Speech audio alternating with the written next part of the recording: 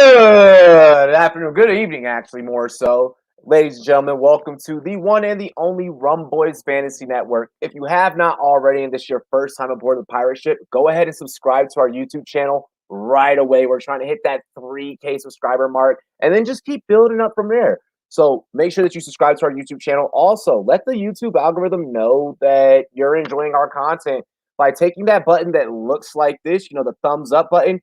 Make that gray button go blue. It'll go blue once you've hit it one time only. And then also share the content with your friends, your family. I even need your cousin Ray Ray up in here twice removed, okay? Everybody needs to be enjoying this content. We have a very special guest. But first, before that, I want to go ahead and pay some bills. So first things first, promo code RUMBOYS over on monkeyknifefight.com. Ladies and gentlemen, get on over to monkeyknifefight.com. See if you can beat the monkey if you have not already.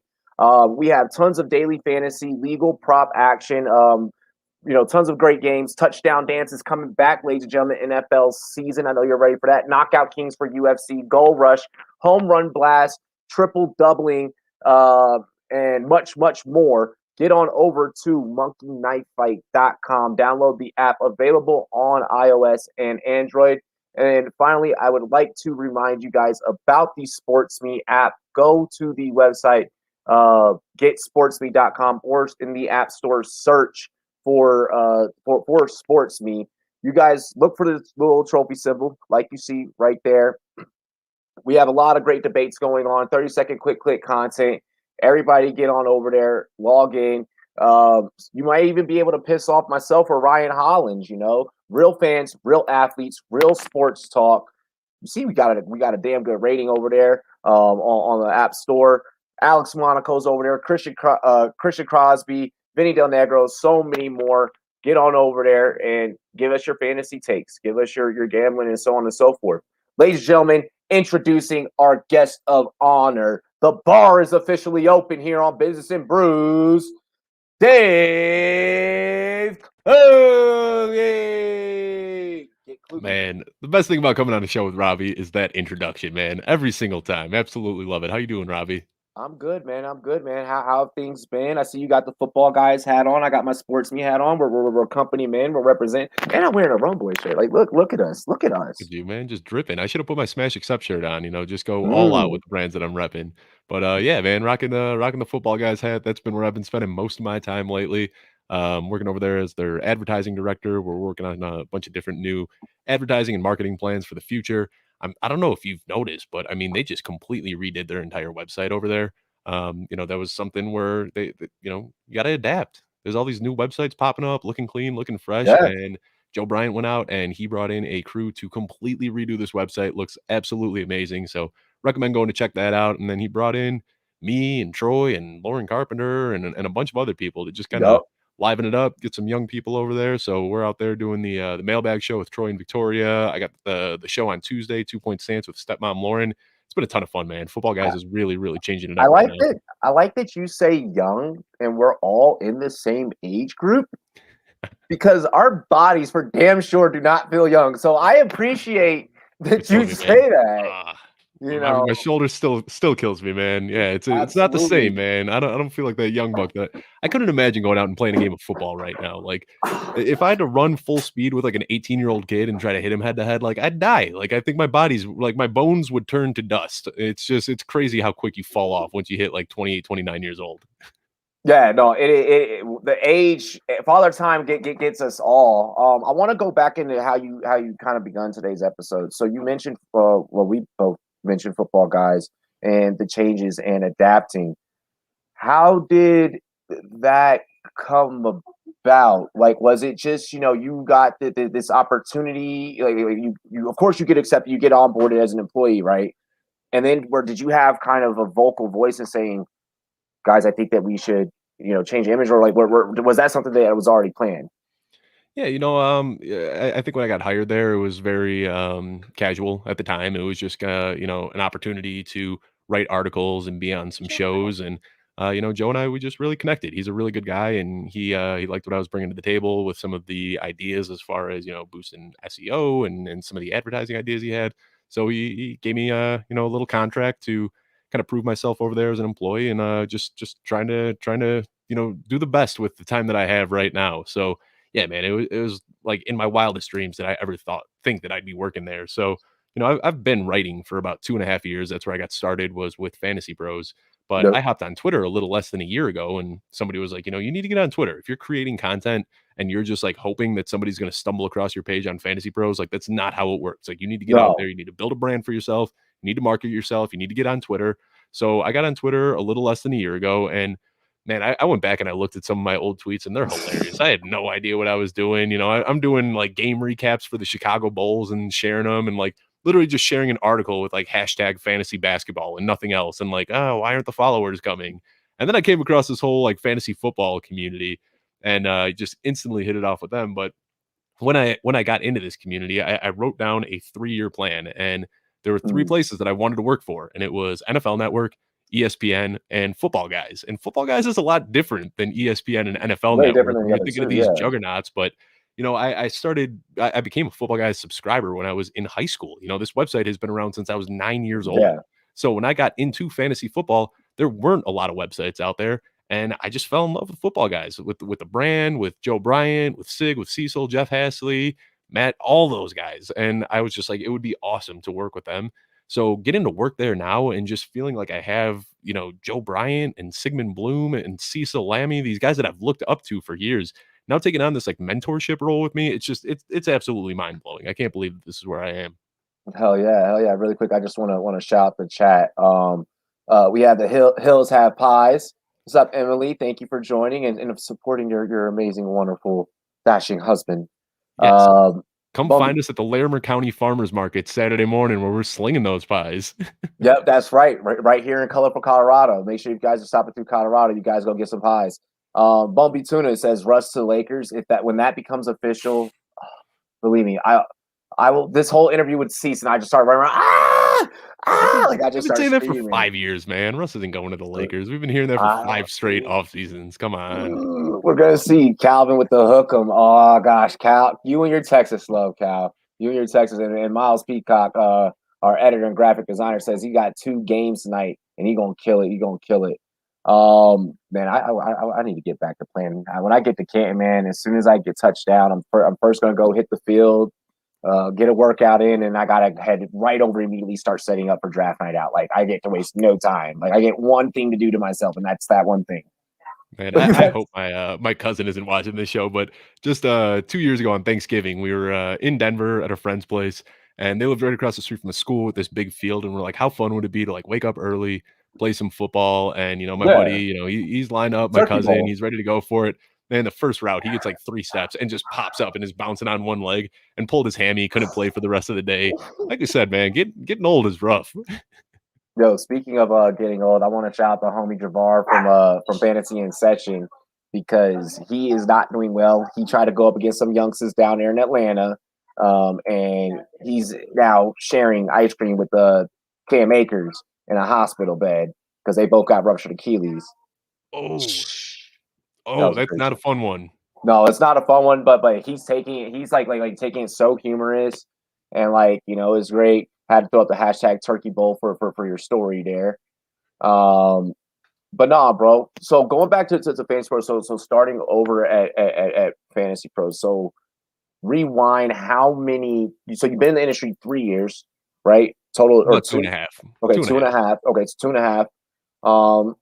I'm at my 3.5 mark. So Well, yeah, I 4 guess years. Yeah, it's been a little longer than 2.5 if you so, yeah, I'll rewind for you, and I'll kinda explain. So I started on Reddit, and that's where I was doing yeah. my first content creation, and that wasn't under Dave Kluge. I don't know if you're familiar with Reddit or not, but, reddit.com/r/fantasy football, and everything there is anonymous, and that's where I got kind of found by Fantasy Pros. I was just writing full-length articles, and I was just putting them out anonymously, and I was just engaging with people on Reddit and having fun, and then somebody reached out to me, I and they were can't like, with this. thick pies save lives. It's That is branding. That is marketing and a half right there. yes, sir. But somebody from Fantasy Pros reached out, and they were like, hey, we wanted to see if you'd be interested in writing for us. So my mind immediately, I'm like, this is great. Like I'm Was gonna it be the next Blaine? Mike I'm Tagliere. assuming it was probably Blaine, right? That It reached was out. Blaine. Yeah. Yeah, Yeah. yeah, because he Yeah. does all their HR and everything. Shout out Blaine. Yep. So So I had never done anything under my name before. Everything I'd done was under this anonymous Reddit name, and so I go over there, and man, I hit the ground running so hard. Like Yeah, anything that I could possibly do, I was like, give me more work. And they started me off. All I was doing were game recaps for the NBA, and I got started off with the Pistons, the Wizards, and the Kings. Like they didn't want me touching any team that nice. people were really going to be caring about. So Yeah, that's what I got started with. And I'm pretty sure Dan Harris blocked my email at one point because I was writing NFL articles like 3 times a week and just sending them to Dan. And I was like, "Hey Dan, give me a shot, man. Let me write for NFL. Like, give me a shot here." And that's not how it works. You need to put your reps in. And I didn't realize that. I was brand new. I was like getting into spats with other people on the news desk. Like somebody would do a recap on the Pistons, and I'm like, "No, that's my team." Like, I was yeah, hungry when I hit this. So I did that for about a year and a half before coming onto Twitter. And in that time, I did 2,800 news updates. And, eventually I got into MLB, and then I started doing NFL. And it was once I started working on the NFL news desk that I switched over to Twitter and started promoting myself. But this is still a new game to me, man. The first show that I ever did was week 2 of the 2020 NFL season. So it hasn't even been a full year that I've been doing these shows yet. yeah, and that's different. So our journeys are very different. People look at us for different reasons. You came up on the writing circuit. I noticed like with a lot of like the writers, they start off, in a different market for a different team in a different sport than what their ambition really is. And I always try and make sure I tie this common denominator through with every single Business and Brews episode. I'm like, guys, when you guys go through and you watch, these guys and gals that I've sat back and I've interviewed in this series, notice this common denominator where you got to sit back and sometimes eat shit. Like if you can do, 24 months of just straight just eating shit, you'll eventually, you'll know if like what you really want is what you really want, and you'll eventually, get there and you'll find your way and you'll find your path. But you need time to network, and build connections and so on and so forth. And it starts, sometimes in a smaller market, with a smaller pool of people to work with. Yep. Um, so I completely relate. I mean, when I first started, I started doing play by play, and I started as just a content creator, like doing like play by play on YouTube. But then I moved over well, first we started with the podcast, then we got into play by play. I'm sorry. We started with the podcast, then got into play by play. Then from there, we expanded into NBA and MLB and like wanted to keep, doing all sports.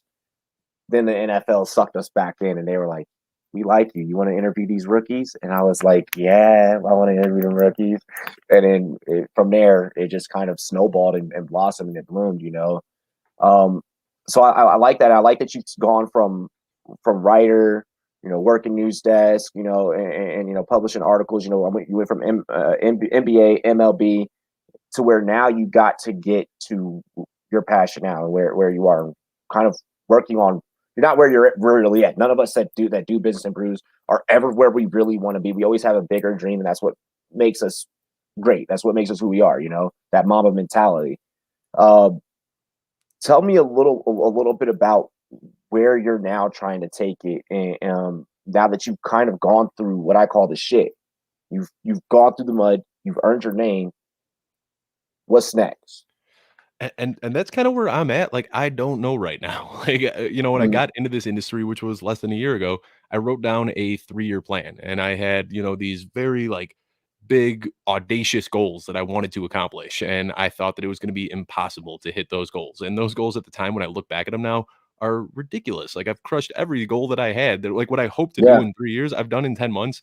And now I'm just kind of along for the ride. And I'm just trying to live in the moment and have as much fun with it as I can. But I went back and looked at that 3-year list, and it was 3,000 Twitter followers. That was my goal at the time. It was to get verified on Twitter. It was to get a full-time job. It was to, like just get a tweet with 100 likes. Those were the types of, yeah, okay, goals that I yeah, had now. And it's just like looking back at it, it's funny that that's kind of where my head was at. So right now, I wish I said I had a plan. Like I knew what I was doing. Um, working at Football Guys is a dream come true for me. Like I've read that Joe Bryant email every single day for the last 15 years. And like, I don't want to leave there. I'm somebody, if you look through my job history and my career prior to being in the fantasy football industry, I'm somebody that sticks with companies for a long time. I've had pretty much yeah, 3 jobs throughout my entire life. And when I find a company that I like, that I vibe with, that I like the manager, and really for me, it's having that kind of family mentality in a business where like everybody gets along with everybody, that the guys at the top are Same. working with the guys at the bottom. That's what's important to me. And I feel that at Football Guys. So I talk to them all the time and say, like, this could be my long-term thing. Like, I don't want to leave Football Guys. And I know a lot of people use websites as kind of stepping stones to get Stepping to the stones next and spot or yeah. just to work their way up. And for me, working at a spot like Football Guys is a dream come true. So I'm just kind of living in the moment every single day there and just trying to be appreciative to get to work with the people that I get to work with. And let's talk about that emotion right there, right? Because anyone else that gets into that kind of thought process, that kind of headspace where you're in, Nick Urcalaco from Big Dogs Gotta Eat, he just actually recently talked about having like this same emotion, you know, of like, well, you know, things are kind of going well, you know, I'm liking where it's going, and like I'm kind of just, you know, sitting back and I'm enjoying the journey. And then he was asked, you know, about complacency. Like, do you feel that your hunger from day one is still there? It's just never changed. Like there is no complacency for you. No, not at all, man. I wake up hungry every single day. Like I've lived and breathed football for my entire life. And before I was lucky enough, my wife and I are in a very unique situation. We both have jobs. We don't have kids. We live, far away from our family. So like we have a lot of free time and we have the ability to take risks that a lot of other people can't do. And, Yeah. for the first, 2 years that I was trying to make it in this industry, I was doing it part time on top of my job. So I'd work my 9 to 5, which was lucky enough to be a remote position. And then I would stop working at 5 p.m. and I'd sit there and I'd have multiple basketball games on, watching all the basketball games at once. Yep. I'd stay up until 1 a.m, cranking out all of these game recaps, wake up in the morning, work a full day, and then work another full day doing NBA stuff. And like I've Yep. always had that hunger where I knew that this was an opportunity for me to kind of grow in this industry a little bit. And that hasn't changed. I mean, the only difference now is I don't have to balance another job on top of it, but I still set my alarm. I wake up every single day, shower in the morning, make my coffee, sit down on my Mhm. computer, and I treat this like a real job where a lot of people just, are just kind of throwing out flippant tweets here and there and just, Yeah. like kind of doing it on the side. Like, no, this is my job. I wake up and like Mhm. I'm, trying to put together tweets that I think people will enjoy and writing articles. And this is my third show today. I mean, like, I don't know how much hungrier you can be Yeah. than sitting at a computer for 4 hours straight doing shows. No, absolutely, absolutely, and that's one of the things that I enjoy. You know, when I get to interview a lot of the folks that I do on this series, Business and Brews, and like we've been doing this for about now this is the second season. The show goes off of the air, I think next week. Next week is our last one, and I mean, it's incredible seeing how everyone has gone from me. I used to work Comcast, NBC Universal. He sold cars for like a hot minute. Let's see. I'm just trying to think of like everyone's like unique stories. Like Everyone's story is so yeah, different, man. everyone's done some shit that they like completely hated and just disliked. Javar, yo, I see you up in the chat, man. I actually just shouted you out during this. I hope that you rest up well. I hope that you get well. Hey Kim, you want some ice cream? I'm sorry. Hey, I love you, brother. I love you, man. Stay strong, stay black, brother. I appreciate you, man. But no, dude, like everyone has like these unique stories, and it's dope to where you get to a point to where it's like, I need to go full time with this. Like, I gotta do this. Like, if I don't take this opportunity right now, am I ever going to be happy? Am I ever going to be fulfilled? And that's that. I think living in that headspace is more fucked up and more terrifying and more haunting than not trying it at all. Yeah. Like, have And you ever? I just feel like so many of the people that I've talked to, because I've got the Friday show, which I know you've caught episodes of that before, and it's similar where we have guests on, we talk to them, and that's always what I'm so intrigued by is like, what was your journey? Like, how did you make it to this point? And what I've realized is almost every single person had that moment where they kind of just took the safety net out from underneath them, and they're just like, Yeah. I'm plunging into it. And And like, what if I was that for fail, you? I'm really screwed. I mean, for me, it was quitting my job. And I was working this job for 6 years and I was working it remotely. And like, they knew that I was doing the fantasy basketball stuff on the side. And when I quit, I told them like, this is my reason for quitting. Like I want to, try to make it in the sports industry. And they were like, Dave, like you're already doing it in the sports industry. Like you can balance the two at the time. I was like, but I'm never going to really be able to push myself if I have this, job that I'm just phoning it in every single day, collecting my paycheck. And it's just like, I knew that I wasn't going to be hungry unless I took that safety net out from underneath me. So for me, it was quitting my job and then just waking up on a Monday morning and saying like, all right, I'm not getting paid for it, but right now fantasy football is my life and it is my job. Nope. And then it eventually happens. One of the things that I want to ask, actually, this can like kind of be the multiple, I guess, step question.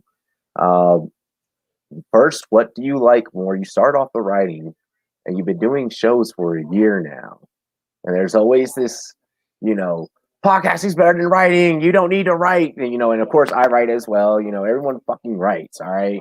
But like, what do you enjoy more? So that's a great question. And for me, I think I enjoy writing more. And What?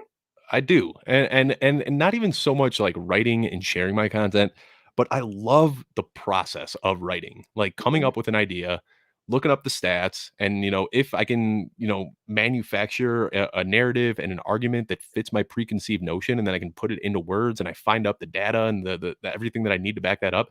That's such a cool feeling. And like that's what I do. I wouldn't be able to do these shows if I wasn't a writer. Like the things I'm talking about right now. Like if you want to sit here and talk about the Seattle Seahawks, we can talk about the Seattle Seahawks for 8 hours because I just wrote an 1,800 word article on DK Metcalf. So for me, like getting to go on these shows just gives me an opportunity to talk about the things that I dug up while writing.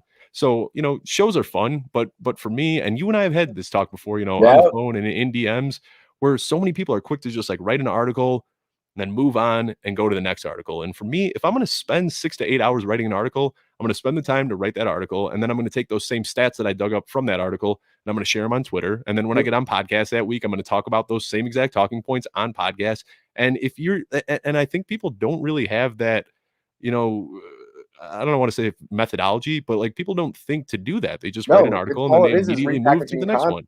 All it is repackaging content. Like one of my favorite things is repackaging content. It's like, so I got this fire ass article.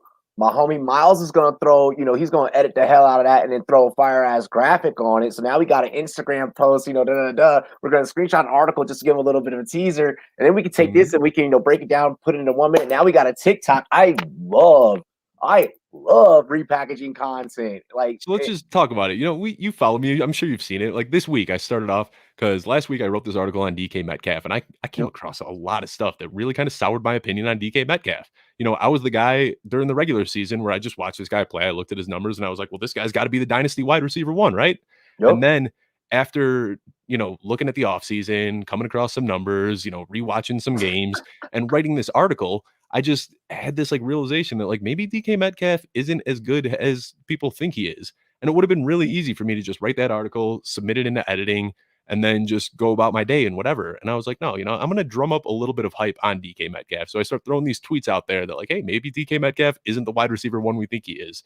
I, took a little snippet from the article, screenshotted that and shared that. And then I start, pulling some tape of Tyler Lockett and hyping up Tyler Lockett a little bit and kind of drum up like a little bit of excitement about the article so that when the article does drop now in a couple days, people are going to want to read it because I've already made a case that I don't buy into DK Metcalf. People are heated about that opinion, but guess what? I've got a whole article that's going to back that up that you can read when it comes out.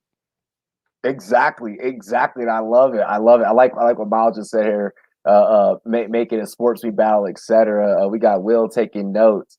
Little known fact about SportsMe. We're actually we have a new embedding tool for writers coming to where if a writer makes a SportsMe battle, you can now take and you can embed that video into your article.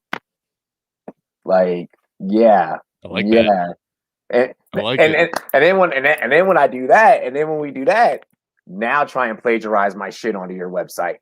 Let's go. Like now try and take it. Like, there's nothing you can do now. I got that watermark, But yeah, I mean, like I really enjoyed it that you do that and you have no problems. I'm gonna call it what it is.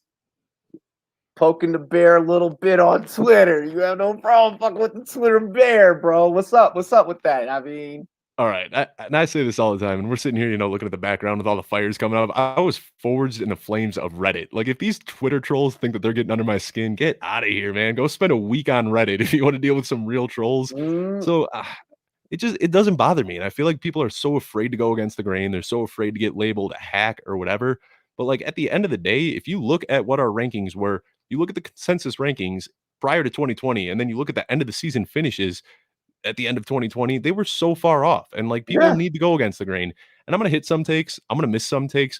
But if I have a take, it's not that I'm just blowing smoke to get clicks. I'm not out here just No. saying, Ryan Fitzpatrick should be the overall QB1. Like I spend a lot of time in my process and spend a lot of time tweaking my rankings and researching and doing stuff like that.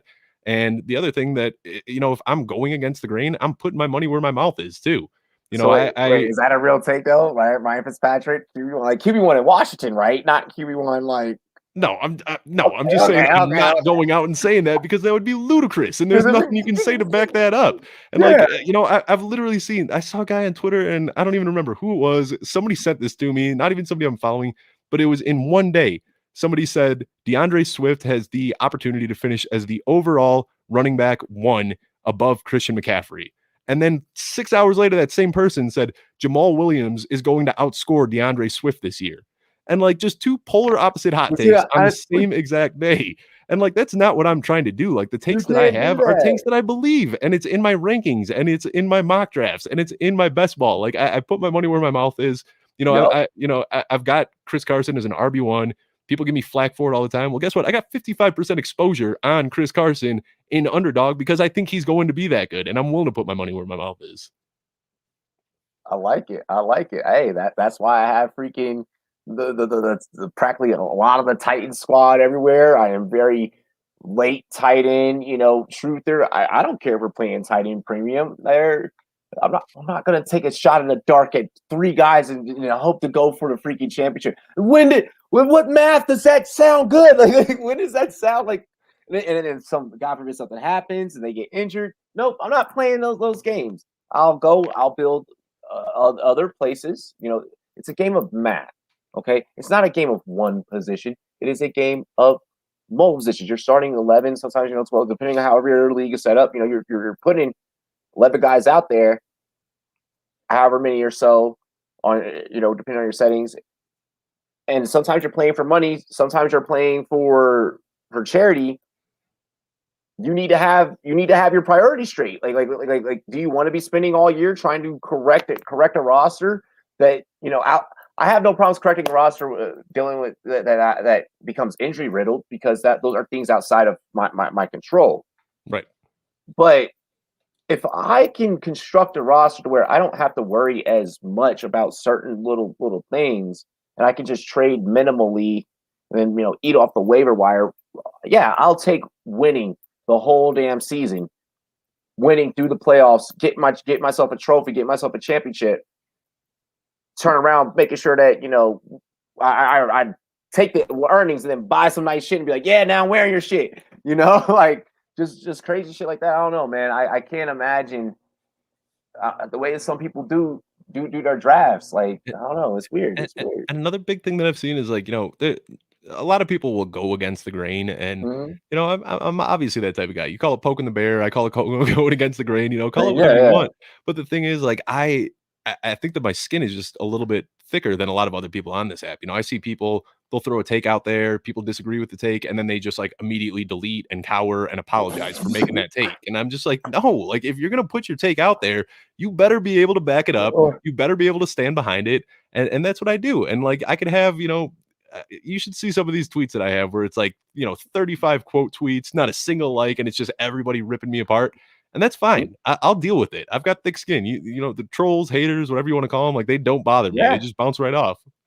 See, where I get bothered is disagree with my takes. Anything dealing with sports, disagree with. The second you drag that Rum Boy's name through the mud, that is all she wrote. That is when like Robbie goes from Robbie to Robert. Like Like the real me comes out. I think I don't know, bro. Maybe it's the Gemini in me. Tupac and I's birthdays are like a day apart. 2 days apart. I mean, maybe I don't know. I don't know, bro. Like he goes, maybe I go from Pac up to Tupac. Like I don't know. I don't know.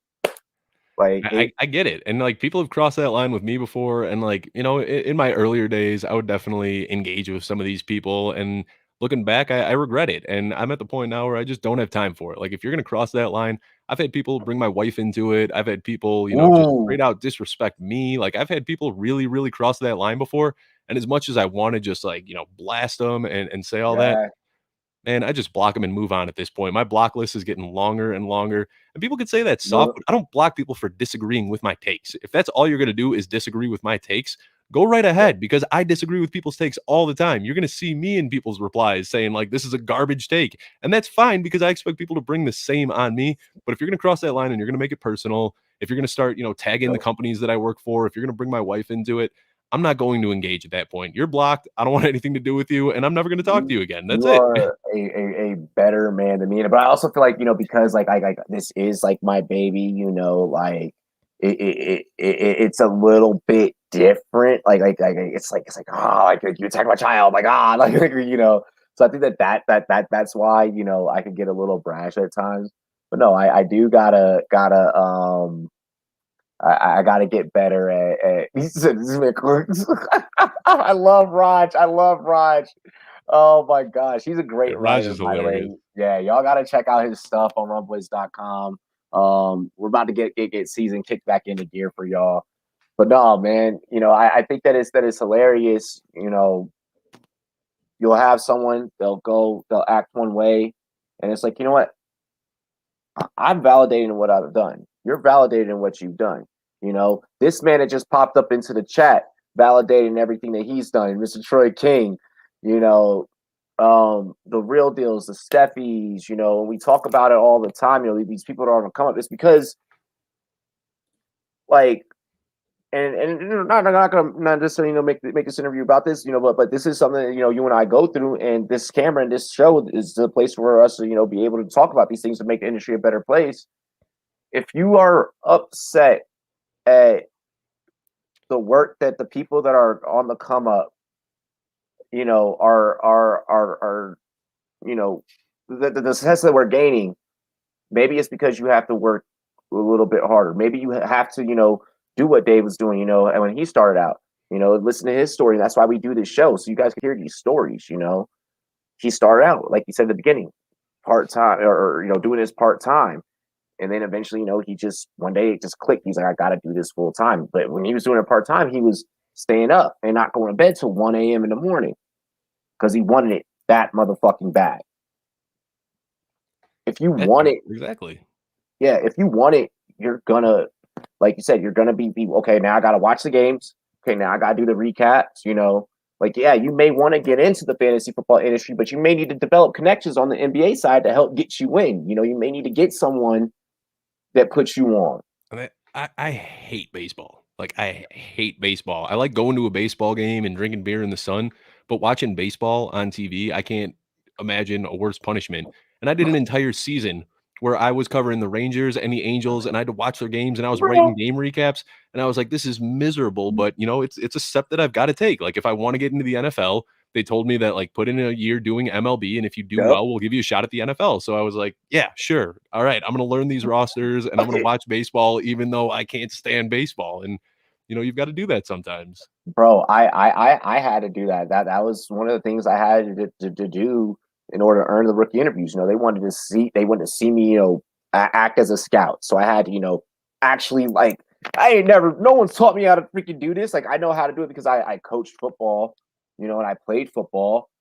So I just took what I knew and was like, all right, this is how I evaluate players. And then, that from there got me integrated into that community. They showed me love. I covered basketball. I worked with the TBL, which is a league within underneath the G League. Covered them, covered their teams, covered a lot of dope players there. Interviewed some guys there. Did it covered MLB for a little while. That shit was boring. I mainly tried to make my co-host at the time do that. Shout out to Ty Buggy for doing that and because it helped. But yeah, bro, like I did it all. Like I was even like doing the breaking news stuff. Like if you go back early in my YouTube, yeah, exactly, That's where yeah, I started, man. Started on that news desk. Yep, that when I bro, first got my foot in the door at the NFL, I wasn't starting doing game recaps. I was starting by saying, this, second string offensive lineman on the Colts just got cut, and that's what I started doing for the yeah, NFL. And you gotta start somewhere. bro. All right, what? So did you have to work the AB case when Uh, AB was doing all the crazy shit with the gummy bag of dicks and everything, no, I didn't talk too much about that one. bro? I All I had right, I had I had 1 or 2 stories that were about that. Hold on. Well, you're talking. I'll pull up the one that I got. I know I had at least one story that was on AB. dude. So fucking I get a call at like I was chilling with my girl at the time. We were chilling, we were on a date. And like back then, I was on the grind like so heavy. I get a phone call and it's my Patriots reporter at the time. I'm not gonna say his name because he don't work for us no more, but he was like, yo, I have an inside source that said AB that AB is like tripping. He's about to, he's trying to make his way like to the Patriots or like whatever. And I was like, what? Like what the fuck is going on? Like what's going on? He's like, yeah, like he threw a bag of baby dicks at his wife. And I'm like, what? Like what's going on? So that Bro, whole story was I'm reading this right now. So this was November 17th. And I've got Antonio Brown was involved in an incident last month where he threw a bike at a security shack and yeah, destroyed a security camera. And yeah, so I was involved in some of that AB news. It was bro, nonstop, man. it That was was just nonstop. like Remember 6 when months of stories every single week. bro, remember when he had gotten traded to the Bills for like a hot second? Oh my god, yeah. Bro, I had Then to when he gets wake cut by up. the Raiders and he posts on his Instagram story him running outside, he's like, "I'm free." Bro, that was the worst. Like I was like, I'm getting away from breaking news. Like after that, that broke me. I was like, I'm not doing this anymore. I'm not doing this shit. Like, dude, I completely forgot about that. He threw a bike at a security shack and shattered their camera. Yeah, that was some Bro, wild times for AB. literally, I rolled out of bed to report that he went to the Bills, and then they were like, "Oh no, psych!" And I was like, "Tom Pelissero, like, what are you doing?" But see, like I wanted, like when I started working with the NFL, like I was just the guy that was taking the scraps that nobody else wanted. They'd be like, "Hey, these are all the news stories today," and everyone's like, "Oh, I want to get Philip Rivers signing with the goal, and I want to, get all the," and everyone's trying to grab the news stories, and like I'd take what I could, and then at the end of the day, whatever was left over, that's what I'd grab. I would just grab whatever was left over. Dave, I have a great topic that we're going to talk about, and I agree with that, by the way, because I've had to do that as well. Um, I just a little birdie just told me, okay, a little birdie has told me, all right. How do you feel when the term quarantine creator or fantasy content creator is thrown around? Man, that quarantine creator label, that is just some of the most disrespectful stuff I have ever heard in my life. People always try to like diminish what people are doing by putting a label on it. And, there were a lot of people that showed up last year that started making waves pretty quickly in this industry. And it was so easy for people to act like, we weren't real creators by like, instead, these guys aren't writers, they aren't show hosts, they're just quarantine creators. And people were so quick to slap that label on me and a lot of my friends that I've kind of come up in this industry with. I just think it It's makes me laugh. hilarious. It's Yeah, I honestly mean, now comical. it makes me laugh, but it's sad, honestly, that like that's how people have to cope with this is by like putting a label on everybody that's new and growing in the industry. And guess what? Like quarantine's over now. People are going back out, getting vaccinated, and we're all still here. Exactly. And then that was one of the things that I would try and break down because being a little bit like first off, I ain't better than nobody. I hate trying to pull up, but like we do guys, talk resumes and shit. It's business and brews. Being in this, game for 4 years, and when I heard that, and the first time that I heard that, I was like, my response was, just wait. Once this is all over, the ones that are really about it, they're gonna still be here. They're gonna have a job tomorrow. The ones that aren't, and I think this is, this is just a game. Yes, it's a fake game about a real game. But if you're really trying to make it a career and you're really trying to make this, a business and run a company and be an entrepreneur, whatever avenue that you want to take, you know, you can do what David's done. You can do what I've done. It doesn't matter. Just have a will to succeed and don't blame anybody else for your failures.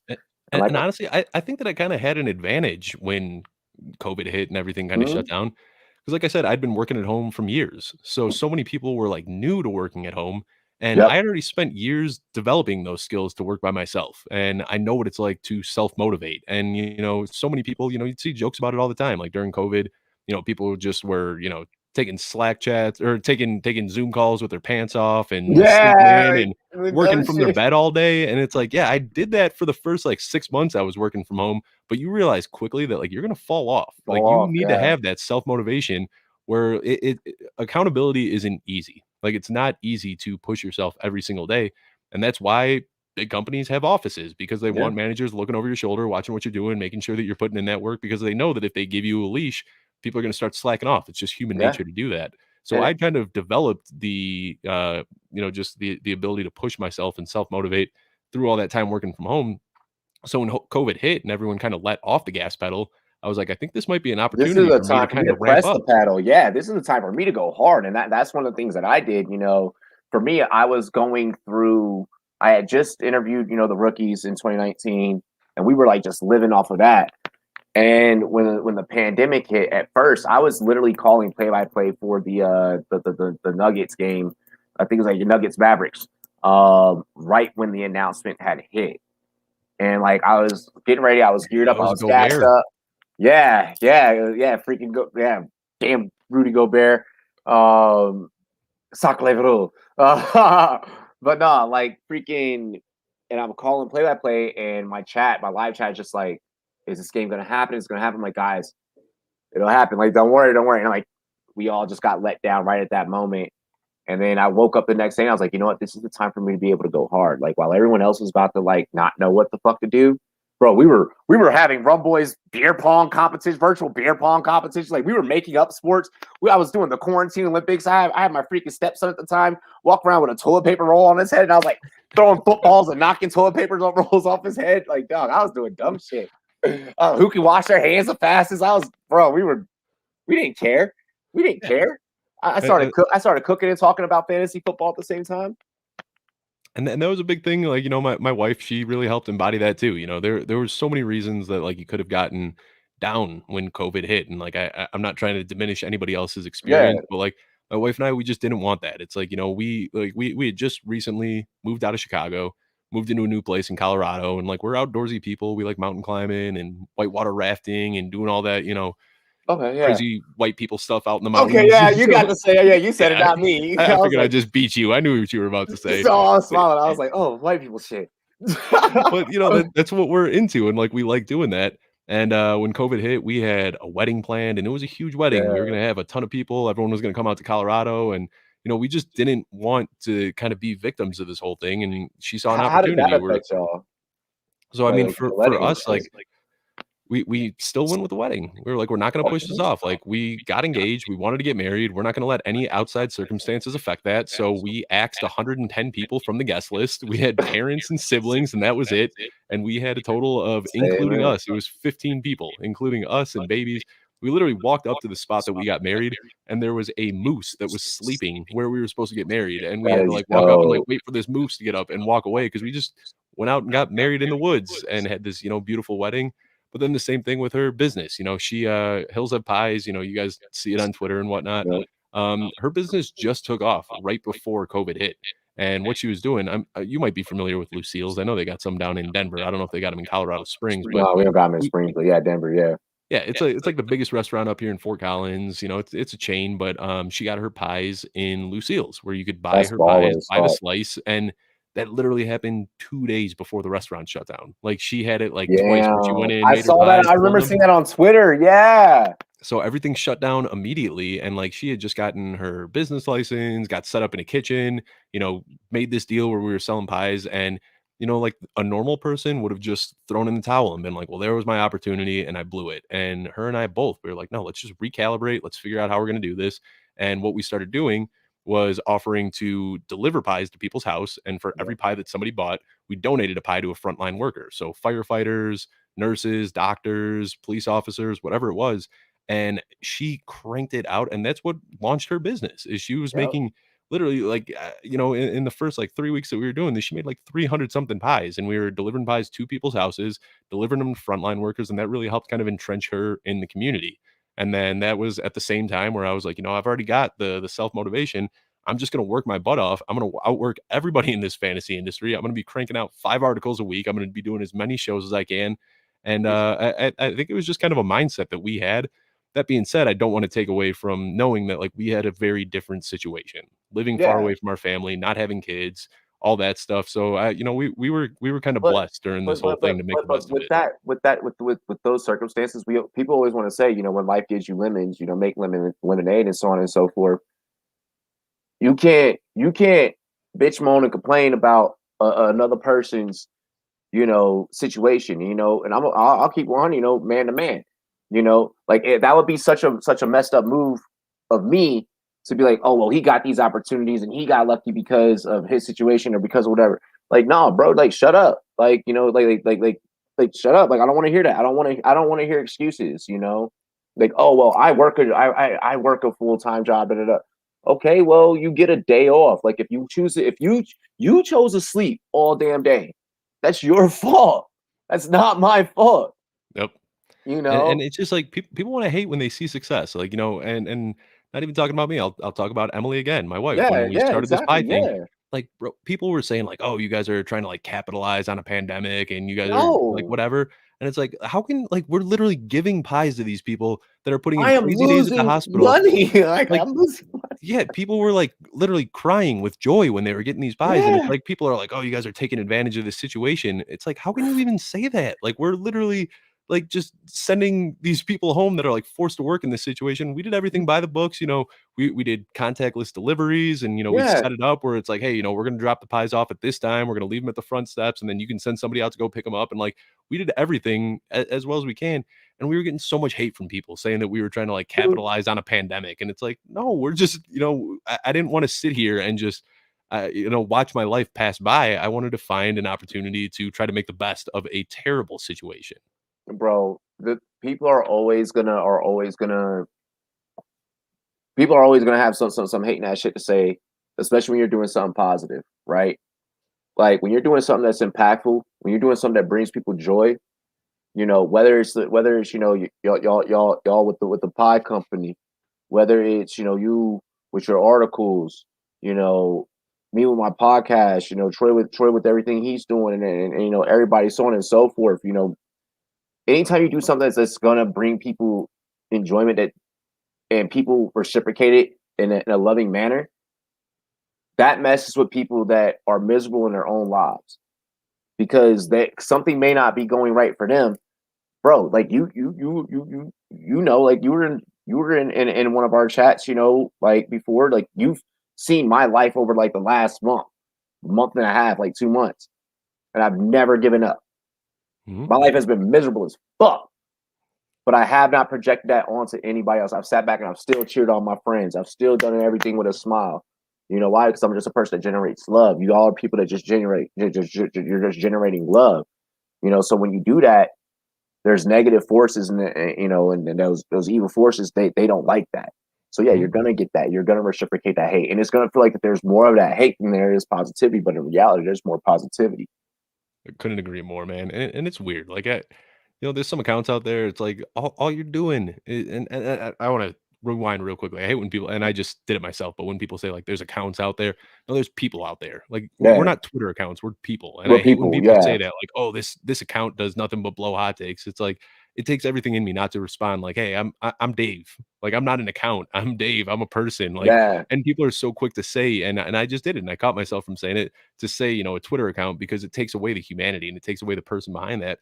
But there are so many people on Twitter that like are just full-time haters. And, like, I don't understand how you could wake up every single day and your only Yeah. purpose is to get on the internet and try to take joy away from people. Like, how sad is your life that that's what you want to do is just go What's online wrong with you? Like, and that's just so try to take mental. like, I don't get it. Hey, but that's what makes it hysterical. And honestly, for the people that are like that, I pity you. And I don't mean that in a negative way. I pity you in the essence where I hope that you can get, whatever help that you need. I hope that you can find, whatever motivation through whatever hate that you have, and you can take your hate for Dave or myself or Troy or Steffi or anybody out here in this space that is building a name for himself, and like whatever hate you have in your heart, allow that shit that you have for us to motivate you. Try and become the next one of us. Replace me, damn it. Replace me, shit. Yeah. But make sure you do it the right way. You do it ethical. You do it with integrity and professionalism. There's enough room for I can't everybody. imagine having that much hate in your heart. Like, I don't get it. And like, I'm at the point where like I do feel bad for these people, but then I've seen it like just habitual for the last year. The Yeah, same people doing this, and like now I'm at the point where I just can't help but laugh. Like all of those people are muted on my timeline, and somebody will send me a video every now and then, or send me a tweet every now and then. I just laugh when I see it. I'm just like, man, this person has been putting this energy out there for so dude, long, and like, I don't get it. dude. But you know what? That's them. We let them be them, because at the end of the day, our grind and what we do speaks for ourselves. You know, you hating isn't gonna stop. All of you hating does, and you getting mad that I pump out content and do everything. All that does is now make me want to do more. Like, like that's all that is going to do. All it's going to want to do is make me. All right, you don't like the sponsors I have now. I gotta go get a bigger sponsor. You know.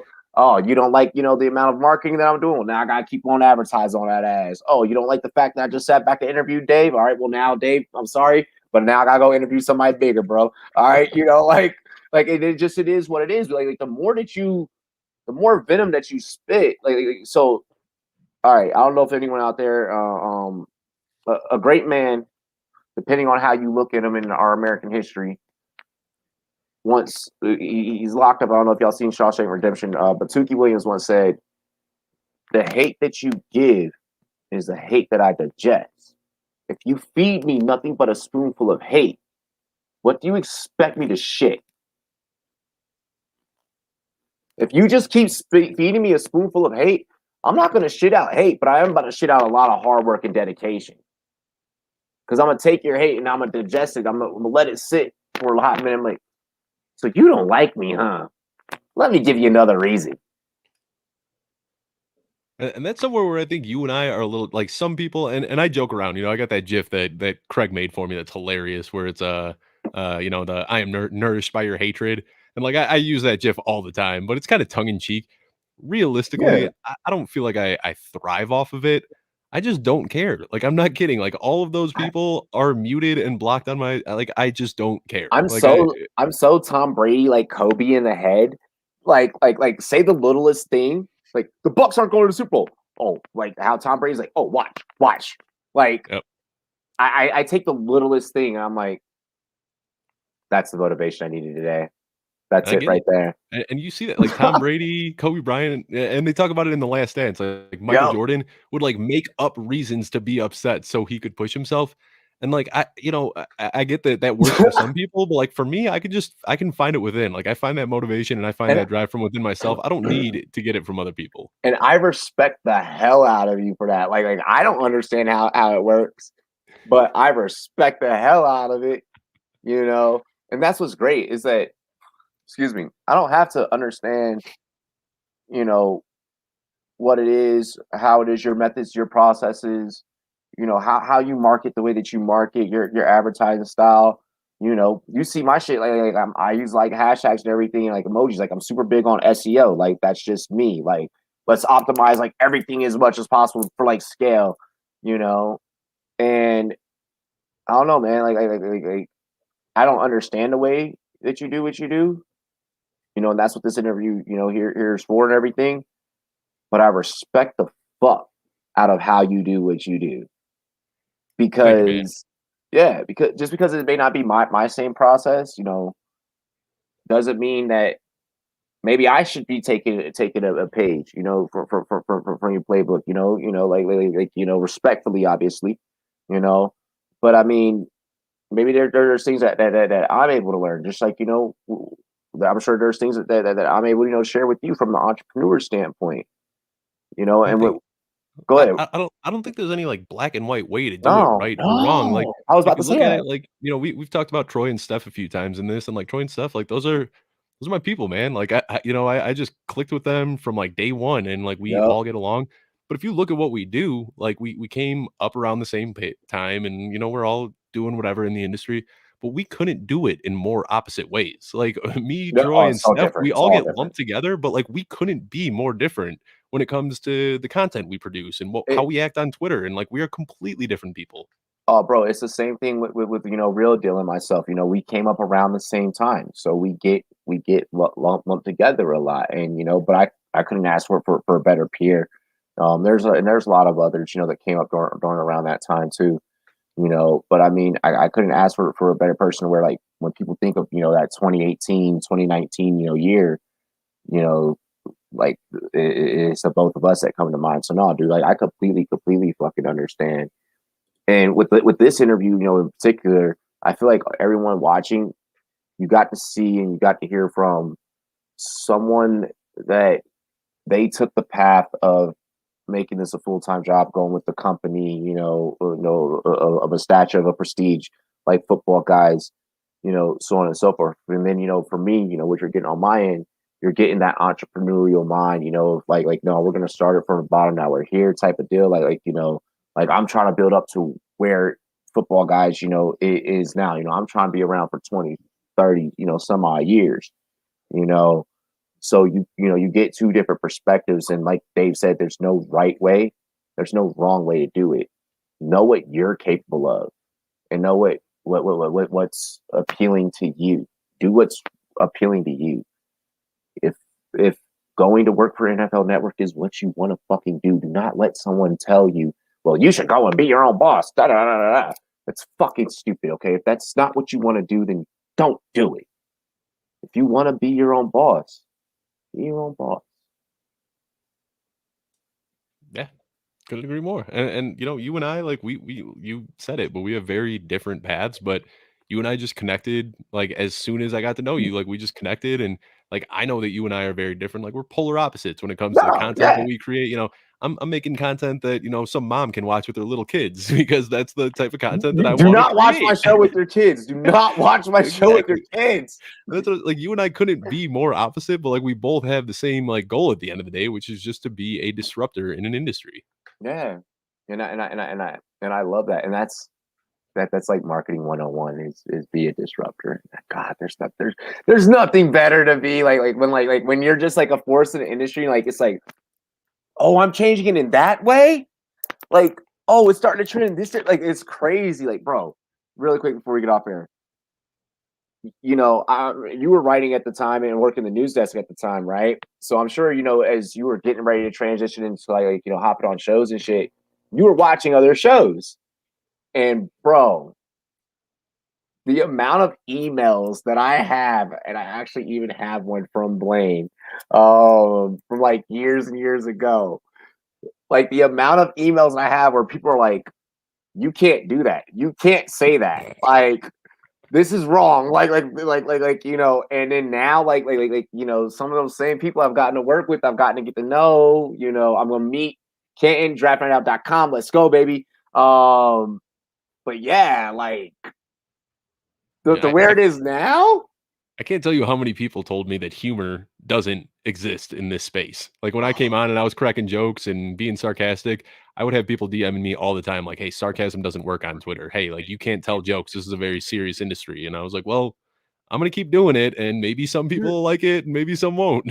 you're not going to tell me that comedy doesn't work when freaking Matthew Berry used to be a comedy writer and Adam Rank did stand up. You're not going to tell me that.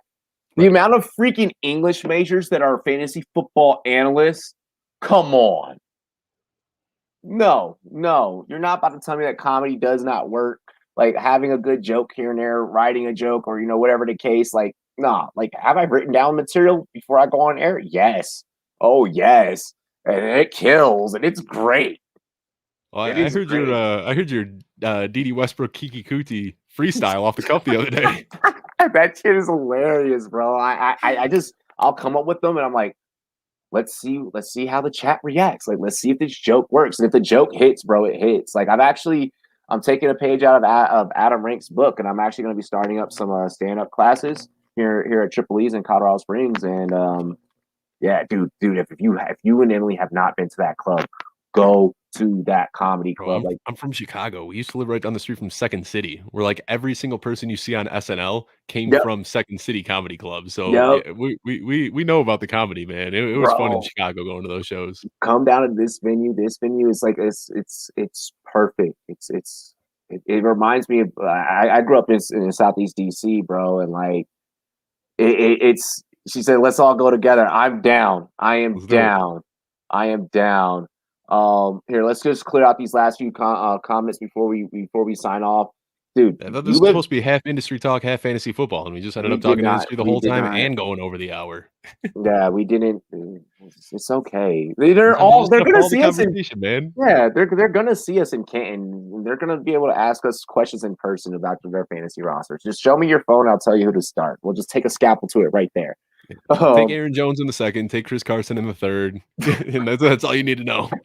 Derrick Henry, if you're sitting at that 104, 105, you already know my takes. You know, if you compare him up with if you get a triple stack with Henry, Tannehill, and a little Julio, Yeah, you know what I did a Derrick is. 1 hour. I did a 1 hour show with Thor Nystrom, and then I did another hour and a half with James Coe. You want to see my takes? They're all over that show.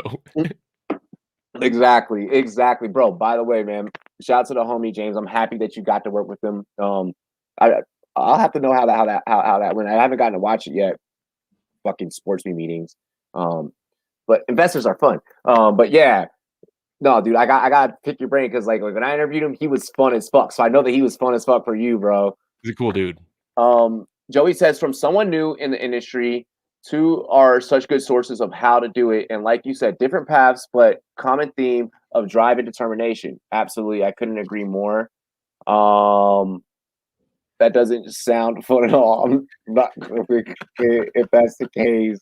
I don't even know what that comment might have been in reference to, but knowing William, he'll DM me about it later. And yeah, okay, and then of course Emily is our final comment. Dave, where can people find you? Not only where can people find you, what's your next article coming out? What's your next piece? DK Metcalf, man, I don't even try. I host 4 shows a week now. You know how hard it is to try to say I got this article coming out and I'm hosting this show and I got this guest coming on and I'm going on this person's show. I can't even do it. So just follow me on Twitter and you'll see what's going on. And what's great is that his is just his name, Dave Kluge. Oh wait, really Yep. quick before you go, explain Kluge, the hashtag Kluge. Man, nobody knows. Genuinely, nobody knows. Sounds I crazy. do want to point out though, that was on the Open Bar podcast with Gabe and J Mike. Those guys are incredible, and I Yeah, got the pleasure to meet J Mike. Or, I'm sorry, I got the pleasure to meet Gabe. FF Man Bun yeah, on Twitter. yeah. He was rolling through Fort Collins a couple weeks ago, and we grabbed some beers together. And that's been such a cool part of this industry, man. Is like I've got to meet my co-host Steffi, who's like become one of my best friends.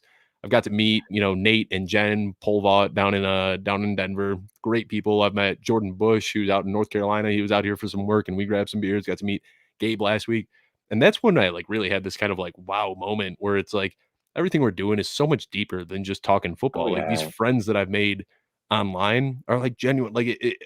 There's always that uncomfortableness of like meeting somebody new, but within like 30 seconds, it's just You like got to meeting up meet with old Mama friends. Smalls. Yeah, she's coming out here this weekend too. Yeah, All we right, went out. Steph's whole family, man. We went out with her mom and her brother. I know. Like, I was supposed to freaking come, and then yeah, life. All right, I'm getting my freaking tire fixed today. Like it's tomorrow, and I'm gonna come down for the yeah, she'll weekend. she'll be up here Saturday. Bet. Swagman's coming to Fort Collins soon. Bet. He's like, this is happening. Oh my gosh. Ladies and gentlemen, we appreciate you for joining here in this last hour 5 with Dave and myself. Check us both out. You can catch us both live in Canton at the Fantasy Football Expo. Feel free to walk up, ask us questions, get us a drink. Enjoy. You're gonna be a draft night out, right? I don't know if I'm doing that specifically. I'm just Okay. showing up, man. I don't really know what my schedule is. I'll be there. I'm easy, man. I'm just gonna go with the flow. Hell yeah. Well, make sure that you guys check us out in the next 2 weeks in live and in person, August 13th through the 16th, when everyone flies back. And cheers to me, cheers to you, all the rum boys and girls. What it do? Hold up, yep, you already know. Dilly. We appreciate y'all. Subscribe to my channel, damn it.